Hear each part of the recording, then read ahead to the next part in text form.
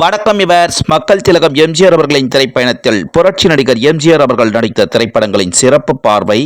அகில உலக திரைப்பட உலக வரலாற்றிலேயே அரை நூற்றாண்டை கடந்து மீண்டும் மீண்டும் திரையரங்கள் ரிலீஸ் ஆக்கி மாபெரும் வசூல் குவித்து மாபெரும் வெற்றி கண்டு மாபெரும் சாதனை சரித்திரம் சகாப்தம் படைத்துக் கொண்டிருக்கும் திரைப்படங்கள்.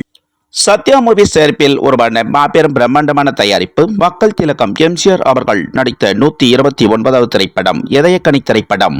மதுரை போடி வெற்றி சினிமாஸ் திரையரங்கள் தினசரி 4 காட்சிகள் திரையிட்டிருக்கிறார்கள்.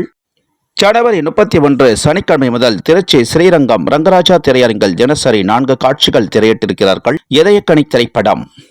புரட்சி நடிகர் எம்ஜிஆர் அவர்கள் நடித்த இதயக்கனி திரைப்படம் சென்னை ஆல்பர்ட் எக்மோர் திரையரங்கில் 31வது வாரம்.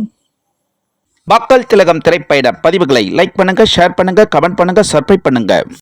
மக்கள் திலகம் திரைப்பயண பதிவிற்கு இதுவரையிலும் ஆதரவு வழங்கி வரும் அனைவருக்கும் கோடான கோடி நன்றிகள்.